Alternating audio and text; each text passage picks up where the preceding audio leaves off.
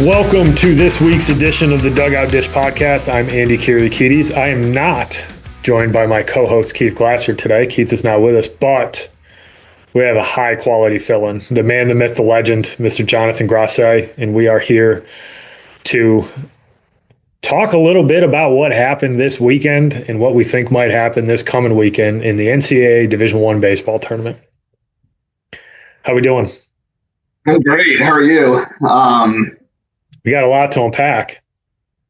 I mean, yeah, we do have a lot to unpack. But if there's anything to say about our picks from last week, I probably would turn this pot off because we were way off. But we will give you some good insight. I promise you that. And we won't have SEC bias, which I believe Mike Rooney tweeted this weekend, which I think is the best tweet of the weekend, was that there's never been more SEC is overrated tweets than there was this weekend. So we'll rock and roll. We're going to have some fun. Call it a night. Yeah, the SEC thing is kind of top of mind to a certain extent. I think there's some legitimacy behind some of the tweets, but I also think that people might want to pump the brakes. There's still 4 really, really good SEC teams in this tournament that could very well win it. And I think until somebody knocks one of them off, I think it still stands true. I personally think it's a little bit more of a reflection of how crazy regionals are and how quickly stuff can go sideways. But yeah, I mean, there's no doubt there's some SEC teams. I mean, there were some ACC teams that there's some coaches going back home right now going, what the hell happened? You know, Alabama lost 2 down at Southern Miss. I thought that regional was kind of ripe for them to get out of. They had a good year in the SEC, 40-plus wins, and, they ran into a Miami team that looks like the good Miami team. And, Southern Miss took care of business at home and was able to get back to the final there. They couldn't win it in the second game down there. And then obviously you got probably the highlight of it all is that Vanderbilt's the first national seed to not make it to a regional final ever. And then you got Texas, the number 2 seed, who couldn't get out of their regional, which it's the first time since '99 when they went to the seeding that they have now, that the National 1 and 2 did not reach a super regional. So, yeah, it was pretty wild. I mean, I think the other side of it is there's some really good baseball out there and programs that a lot of people aren't all that familiar with. Like, I think people who followed college baseball had a pretty good understanding that the team Mr. Hallmark ran out there this weekend. That's a really, really good ball club. And UCLA is going to have their hands full there. And we talked about it a little last week. I don't think we ended up picking them to win the regional, but, they'd beaten Texas earlier in the year. They weren't scared. And, I mean, they just flat out outplayed them for the weekend. Like, they were the best team in that regional. Yeah, and I know I've harped on this, over the last few years we've talked about it, but like just getting to seeding one to just even if we just make a concession just to be seed to 132, UTSA did not belong in that bracket. They did it from a convenience standpoint. Texas was the 2 overall seed. There's no way that UTSA should have been that like technically lowly ranked as a 2 seed to go into that bracket. Everyone knew they were legit. They should have went somewhere else. They didn't. They just made it a convenience thing. We hit on this last week about, some of the West, regions, which didn't end up really mattering for the most part. But if we're really going to go to another level, and I said this to you, Andy, I know we talked about this yesterday, you can turn on 5 networks on Sunday and watch college baseball. We're past the point of this is a mediocre sport. This is a big boy business now. Five 5 networks on TV. I didn't have to turn on ESPN Plus. Outside of me wanting to watch Squeeze play, I could watch any game I wanted to, for the most part. We can't just seed them 1 through 16 anymore because they're continuing to make regional concessions. UTSA into Texas's bracket. UTSA had no business being in that bracket. There's no way that you can justify that. Some of the West Coast stuff, same thing. Did we get most of it right? Yeah, probably. Did the SEC not look great? Maybe. I don't know. Ask me next week. I'll let you know on Monday. But we already got one to Omaha because there's 2 and 1, super we'll talk about here in a second. But we already got one. I think most of the others will move through. So 4 to Omaha is pretty good. Yes, man. The ACC, I think, looked good in certain instances. North Carolina, Florida State.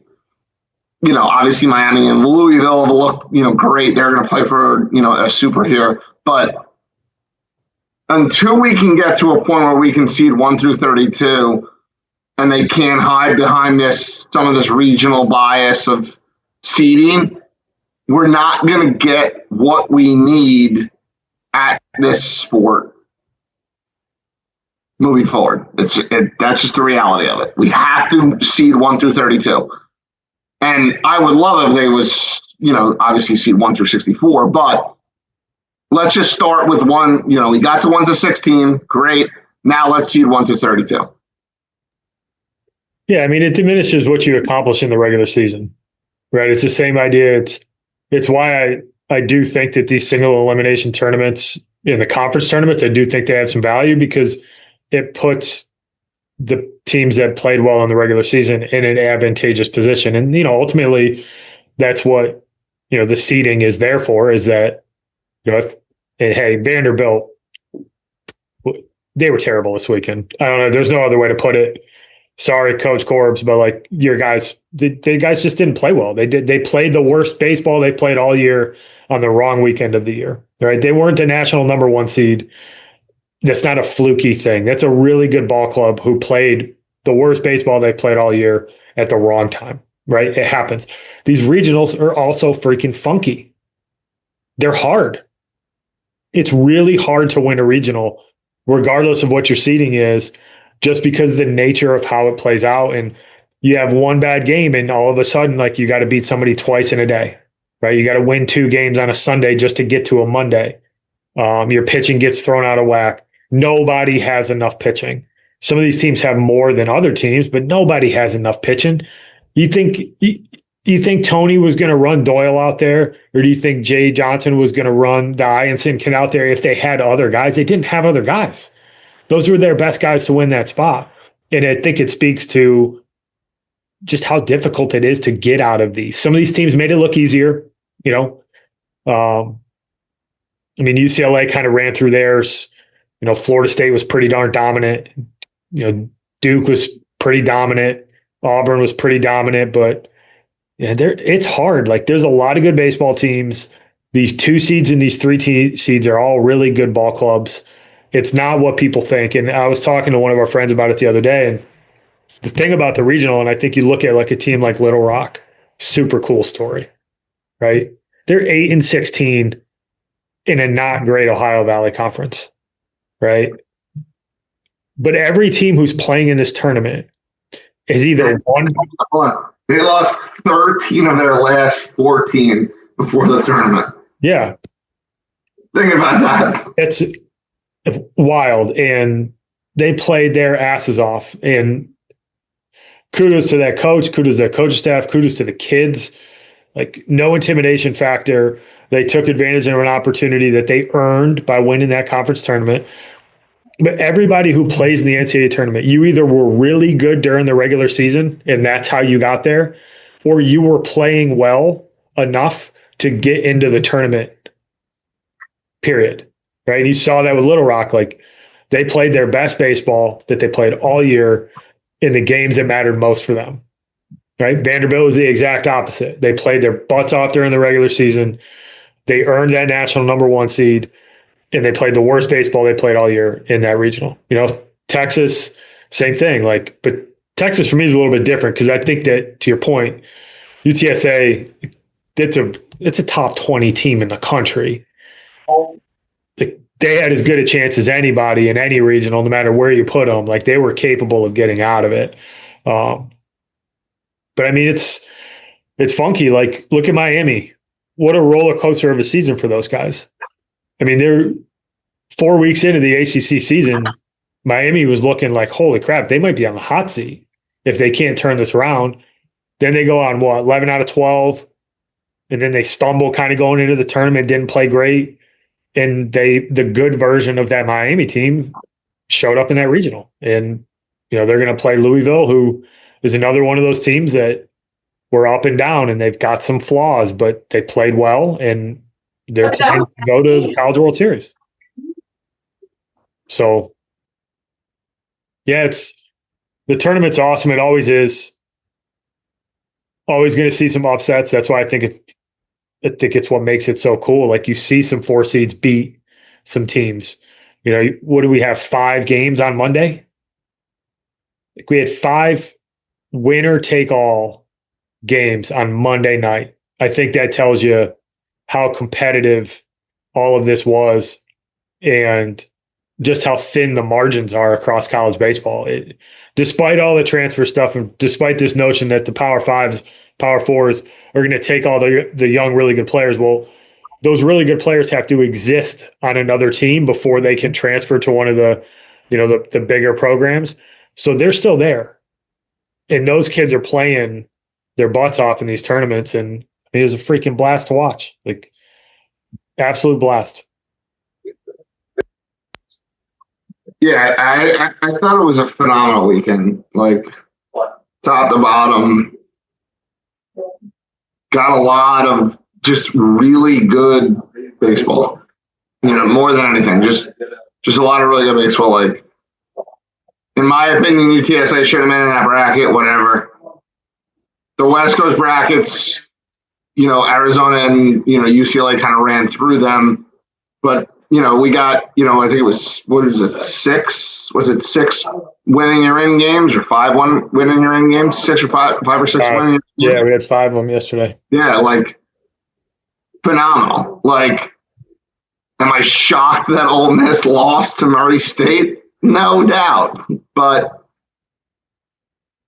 it's just part of it. And when you get into that scenario where it's like you said, nobody has enough pitching. Everybody's on the bottom. See what happens. Play 9 innings, and I sat. I got some family in town, and I sat and watched my dad, and I said to my dad in the 7th inning, "There's no way Murray State wins this game. There's no shot. You can just watch the way that it was kind of trending, and Ole Miss wins that game, 100, 99 times out of 100, but wasn't last night. No. And I saw this. This is the 3rd time in 4 years that a Missouri Valley team's been in a super regional. Evansville didn't get there last year, but the previous 2 years, so 22 and 23, Missouri Valley team made it to super, and then Evansville did get there last year. What's that? Evansville did get there last year. Sorry, they did, yeah. And then Indiana State was the other. Indiana State then in 2 years ago. So yeah, 3 out of the last 4. Indiana State, remember they were actually slated to host because of how it played out, but because of the whole there was some I believe it was the Special Olympics. Special Olympics, yeah. But I mean, that's what makes this tournament great. You have all these powers in college baseball, and Murray State pops out on the other side of it. UTSA won their first ever NCAA tournament game this weekend, and they're in a super. And UCLA better strap it on because that team's coming for you. Good luck.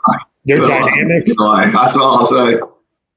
maybe they'll be fooled by the calm atmosphere in UCLA. Maybe that'll throw them off. But yeah, we got some good battles coming up. So let's break a couple of these down. So we got the ACC battle. I believe it's at Miami, right? I think you're right. Yeah. No, it's not. It's at Louisville. Sorry. What day? Louisville, Miami. Ratchet. Just a coin flip for me. Like, I don't know. These teams are kind of Jekyll and Hyde. Miami's probably the more talented team top to bottom, but that Louisville offense is pretty dynamic, and it'll be interesting to see what happens there. Like I said, I don't know who to pick. I guess I'll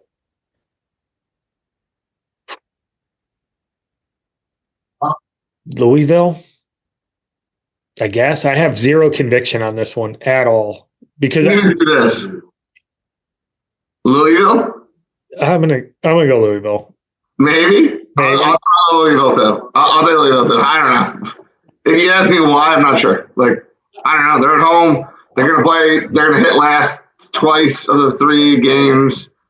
They can run. Miami's gonna roll a couple younger arms. One kid from Philly who I love. Lefty throws rockets, but yeah, Louisville. I don't know. Yeah. This is an interesting part of this. There's 2 regionals that I think are really cool from a travel perspective. You got Arizona flying all the way to Chapel Hill to play in one of the cooler places in college baseball. You got an Arizona team who won game 1 against Cal Poly with 2 hits, giving up 10 hits. The box score is funky, but they can pitch.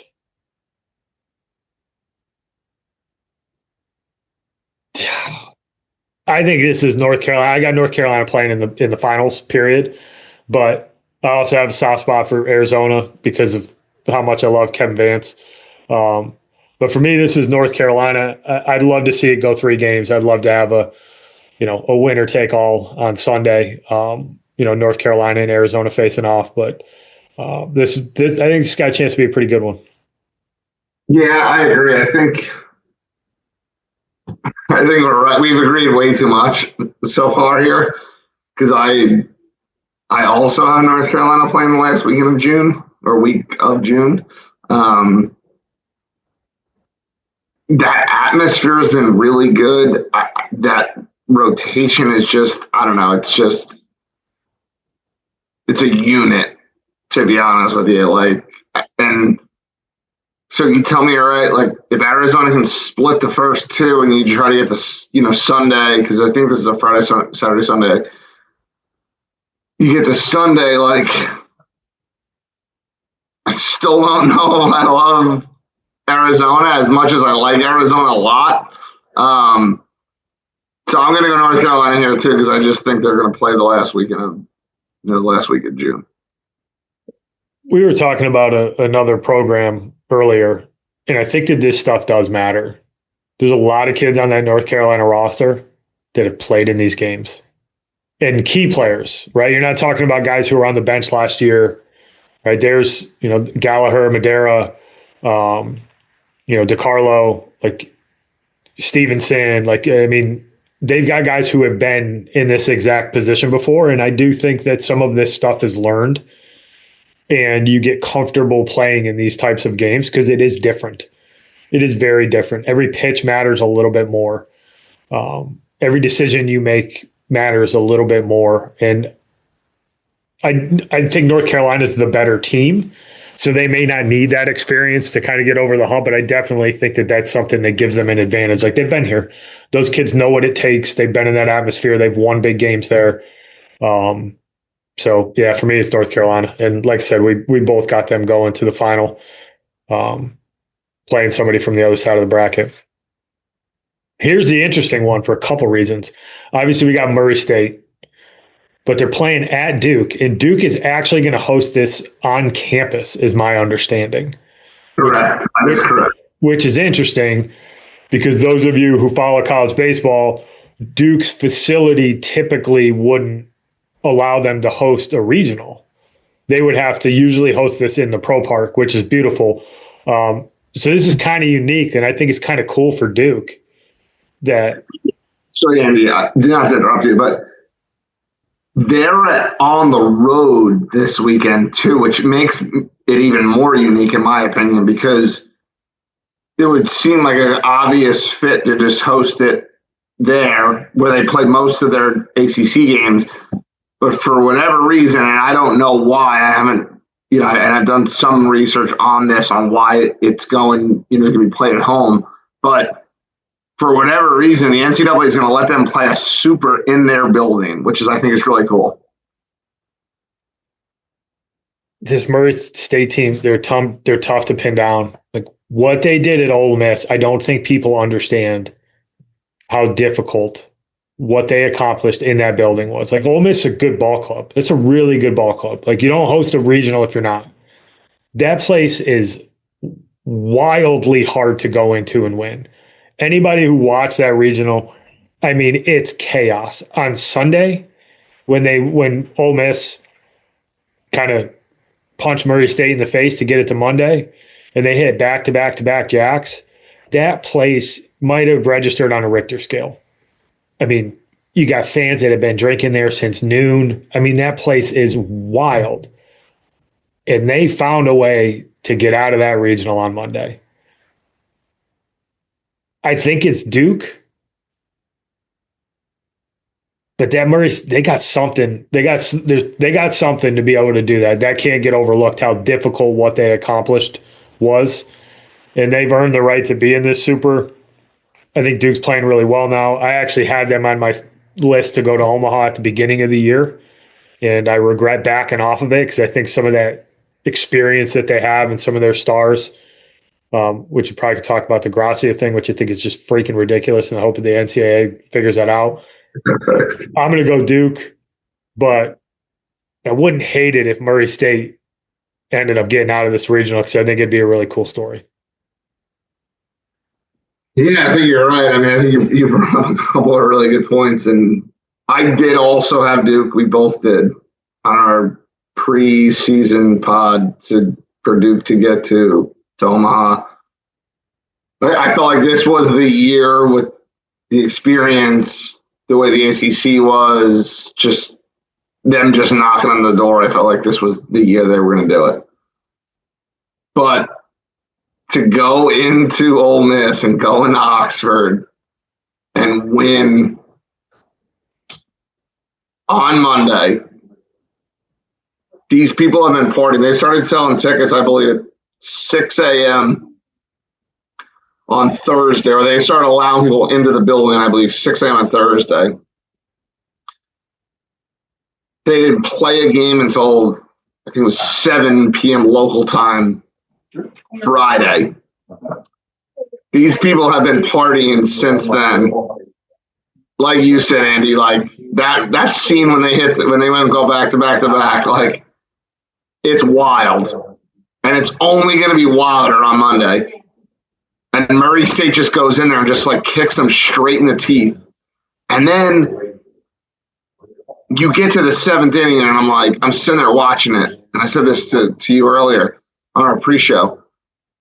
Dude, they don't win this game. Like, this game's over. Like, this thing's over. It's not this. I've been in that dugout a ton of times, just like you've been in that dugout a ton of times. Like, Ole Miss wins this game. And for them to do it and then get to a super and get over the hump, like, I don't know. I'm going to pick Duke here because, again, it's my preseason pick. But, like, I just can't say enough about what Murray State did in that regional, in that opportunity. Like, it's just so cool. The best part about the sport, continues to do it with all these, Oral Roberts and Evansville last year. Like, there's nothing better. Like, there's literally nothing better. Just, it's awesome. But, yeah, Coach Paul Jr. get him in Omaha for the first time, I think, ever. And me and you will look really good, Andy, because I don't know if we have any other picks that worked out. So Got a couple still alive. One of them in the really, next here. LSU, West Virginia traveling down to Baton Rouge. West Virginia was impressive this weekend. It's a really good ball club. Coach Sabins is awesome. I don't know him personally, but his interviews, like, if you're a kid out there in West Virginia College, it's tough to not want to play for that guy. And I know you got some connections, some good friends on that staff, and they, we had Jimmy on the podcast a while back, and it's a really good ball club. I think this past weekend might have been the best thing possible for LSU. Like, kind of shook them up a little bit. Like, they had to dial in. They had to call on some of their stars to come through, which they did. And it might be exactly what LSU needs to kind of kick them in the ass a little bit. And I think that LSU gets out of this. You've got them. I think you have them winning it, or at least making it to the final. I think that 1-2 punch with Anderson and Ivinson that's a really tough one to get by. And it looks like LSU's got a couple bullpen arms that are really throwing the ball well right now. But I wouldn't be surprised if West Virginia somehow scratches out a win against one of those two studs, and takes this to Monday. But for me, I'm gonna just show my SEC bias here, and I'm gonna say LSU gets through. Yeah, I got 2 points. I got number one, what Chris Curry did with that Arkansas Little Rock team to push LSU to the limit, I think was really cool. And I know you hit on it a little bit, but I think it's really, really, really cool. And again, it's the best part about our sport. So I'm going to give a shout out to them. Losing 13 or 14 to end the year, 8-16 in the regular season, 8th ranked team in the league, and you make LSU play a win and go home game. It's pretty cool. And yes, I think LSU will win this whole thing when it's all said and done. But I would be hard to get on this pod and not give a shout out to one of my very close friends and the job he's done and taking this West Virginia team to 2 supers in 2 consecutive years. And Jimmy, and student works. He's the best. He would do anything for anybody, and I'm proud that I can call him one of my very, very, very close friends. So shout out to Coach Ross and your West Virginia, shows up there, has the number 1 overall pick, that ends up transferring out of Air Force, goes to LSU, goes to West Virginia, 2 supers back to back. But like you said, that 1-2 punch of LSU, and they've been my pick for a long time at this point. I'm gonna take the Bayou Tigers, and I think they'll take care of business. All right. We got the Chanticleers heading to Auburn. Coastal should probably be hosting this one. And we brought this up when they put the seeds out, that we thought that Coastal had done enough to be a national seed. Challenging schedule. Kind of took the Sun Belt by the balls. They were the best team in that conference. I know Southern Miss was a good ball club, but Coastal kind of came out on top on that one.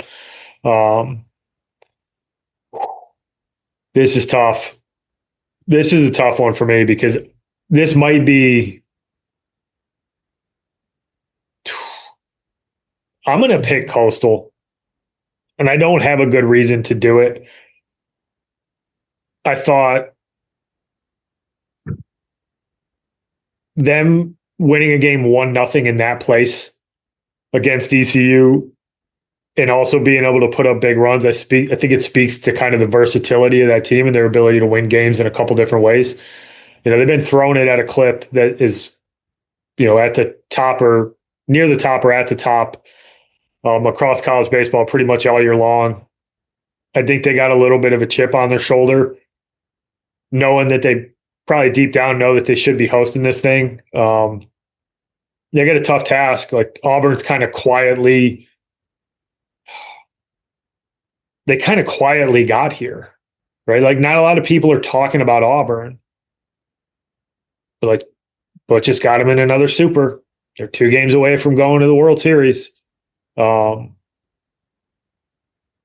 gonna take Coastal. I'm gonna step away from my SEC bias here, and I'm gonna say Coastal finds a way to get this one done. Yeah, I love that pick. I'm just like I I don't know why. I'm just gonna take Auburn because they're gonna hit last twice, and I think that's an advantage. And I've doubted Auburn all year. Kind of been kind of like on the anti-Auburn train. Although I felt they've been really good, for a lot of it. I don't know why they just the ability for them to just not really have any hiccups this weekend. I felt like they looked like a team that's getting ready to go to Omaha. Coastal has to go there, which I think is total BS because I think, in my opinion, Coastal should be playing at home in Conway this weekend, but that's not my choice. I'm going to take Auburn. All right, moving on to the All SEC Regional, which has some serious storylines, and we got Tennessee traveling up to Arkansas. Got to go into Fayetteville.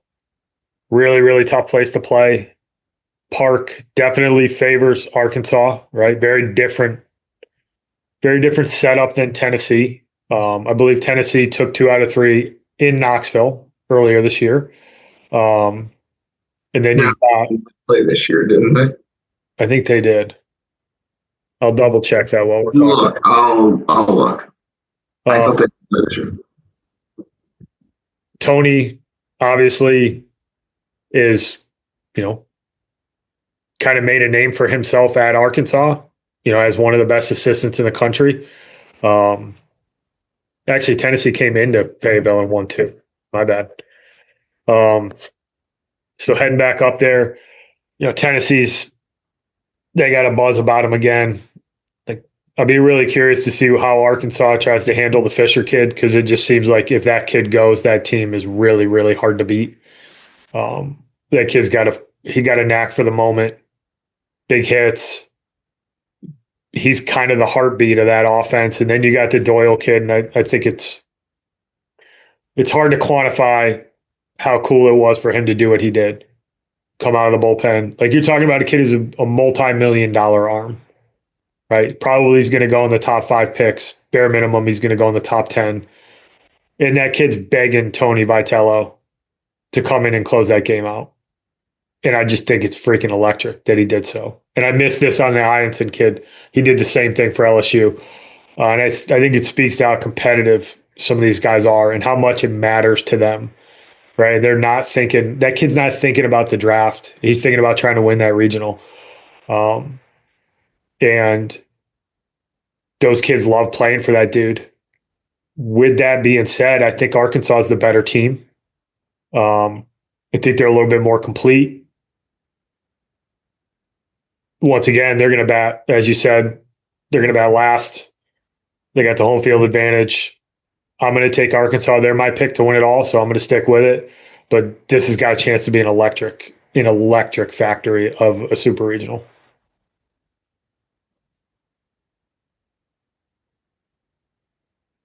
So Arkansas took 2 of 3 from Tennessee in Fayetteville.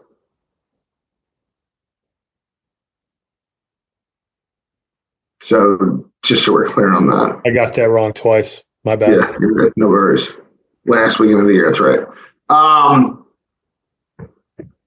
love Tony. I love everything that Tennessee stands for. I know I'm probably in the minority. There's people that will get mad that listen to this pod that don't like the way his act is. But all I could say is that if you are a head coach and your players are willing to do anything that they can, including fight for you as a head coach, then you've done your job. And Tony, I think, has instilled that in Tennessee. And do I agree with all of his antics? Absolutely not. And me and Andy and Keith have talked about this. Like, I do not agree with all of the things that he has done. But what I will say is that if you can get your kids to buy in like he has, then that's why you win a national championship like you did last year. I also think but I also think going into Baum is a very, very, very tall task. I think Arkansas is the best pitching staff in the country. I think their offense plays in their building a little bit better than it does in Tennessee. And again, and this is something to be talked about too, and not a lot of people want to bring this up, but this is why the regular season is so important. If this 3-game set, if this Super is in Knoxville and not in Fayetteville, this is a different conversation, in my opinion. Because Tennessee's pitching staff, that offense, Fisher, the whole deal with the offense, with their offense, plays a little bit different. And if you get some wind blowing in Fayetteville with that pitching staff, it's different. This is a different conversation. So the regular season is super important. Don't ever forget that, everybody. This is a big deal. The fact that this is being played in Arkansas and not in Tennessee is a big deal.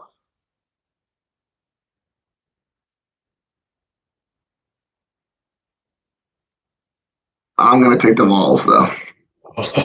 Oh, okay. All right, moving on. We'll close it out with our 2 West Coast supers. UTSA, freaking savage ball club. Mr. Hallmark's got them just playing their asses off. It's a freaking really good offense, really good team. Going to go out and try to beat the Bruins, who are back on the college baseball map after a little bit of a hiatus, I think some would say. For you young bucks listening, there was a time when UCLA was the program to emulate in college baseball. Looks like they got a little bit of that swagger back. I'm probably going to pronounce his name wrong, but the shortstop they got there, the Chwalski kid, holy moly, is he a ball player. I'm taking UTSA. I thought what UCLA did in their regional was really impressive. It kind of dominated it, but I'm gonna stick with a little bit of the underdog story here in this particular one, and I think UTSA.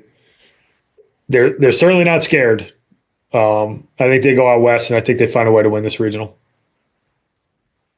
Yeah, that'll be interesting to see them go out west. They didn't have any hiccups going to Texas. And again, it's quasi down the street for them. So go on the road, not a super hostile atmosphere, but to go on the road and just have no issue at all, I think is super impressive. Not like UCLA is going to have any. You have a better atmosphere, or probably a worse atmosphere. It'd be more like a neutral site, to be honest with you. So I'm going to take UTSA as well. I think it'll be interesting to see, though, if they can just go on the road and just not have any hiccups 2 weekends in a row and have to win 2 games both time. And they won 3 games obviously last weekend, but have to win 2 games at UCLA. I think it'll be just a question mark for me. But I will also take UTSA. All right, we got the Seminoles flying all the way to Corvallis. This would be a good one. 2 really good shortstops. If you're a fan of really high-level shortstop play, and there's a couple other of them in the tournament, like we just talked about, Chwalski. Arkansas's got the Alloy kid who's amazing. Just a super fun kid to watch play. But you got the Arquette kid and you got the Lodice, Mr. Lodice at Florida State. There's some star power in this. I think this weekend, losing game one, we talked about it, is Oregon State can have a little bit of a hangover. They hadn't played in a couple weeks. I think they knocked off the rust. They lost game one, looked like it pissed them off, and they kind of just buried people the rest of the regional. I like this Florida State team, but I think the Beavers are going to be a little bit too much for them. I think Oregon State gets back to the College World Series. They've been there quite a few times. Got a couple national championships in that building. So I'm gonna take the Beavers here. I think Florida State had a tough draw, flying across the country, which I do think is a little bit of a factor. Although I do believe they had to do it in the ACC this year. I think I can't remember if they had to play Cal or Stanford, but they've done a trip similar. But I'm going to take the Beavers. Yeah, I think that's a good point. I think it's, I think flying across the country is a huge, disadvantage. And again, they, you make your bed, you got to sleep in it. So they weren't a national seed. So this is who you got paired up with, and that's what you got to go with. Link's been there. Link's been to Omaha. I think that the schedule in the ACC prepared them for this. I think they're playing really well. I know they didn't play great in the ACC tournament, but I think they're playing really well right now through that regional. I'm going to take the Seminoles here on the road to get back to Omaha. I think this is a really good regional, though. I think when you look at like Tennessee and Arkansas, and you look at this one, like you want to really lock in, and you want to hope for Monday. Like I think these could be two really, really, really good ones. I'm just going to take Florida State because I think that might be a little bit tougher. Maybe not. Fair enough. Actually, that's an interesting point about Link. He took Notre Dame and Florida State, but the other thing is, I'm pretty sure he played in a World Series. Yeah. When he played at Florida State. Yeah.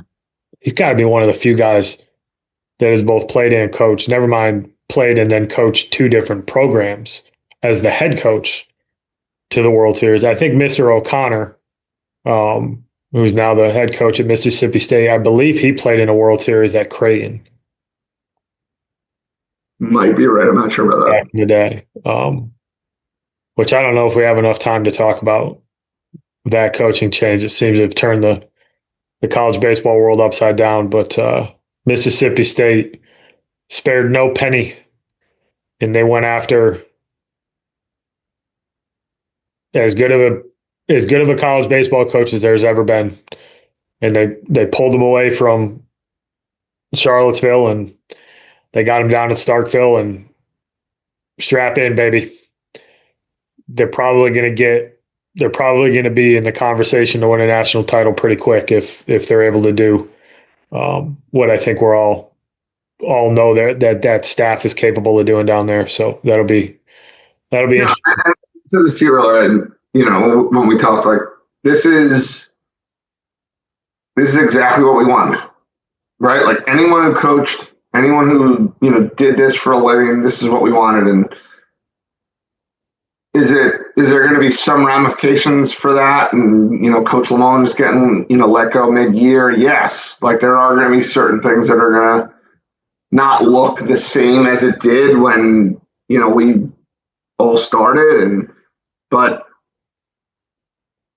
I turned on my TV the other night on Sunday, and there's 5 networks that are hosting regional games.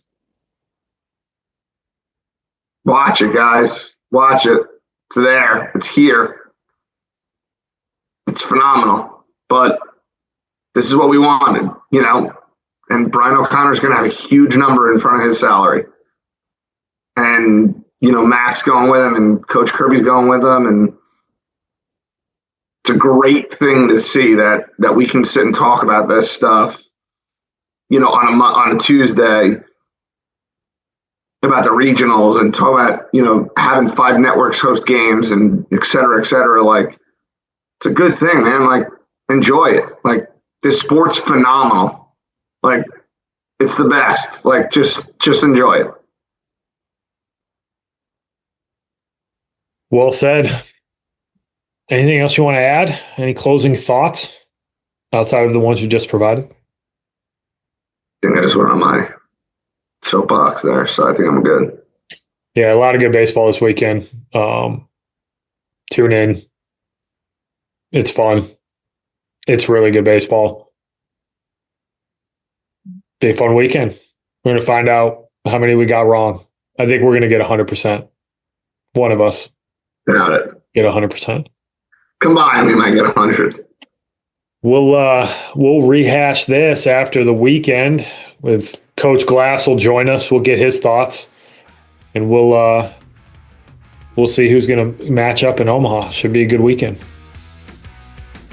All right. Well, thank you for listening, everybody. Tune in next week. Talk to you then.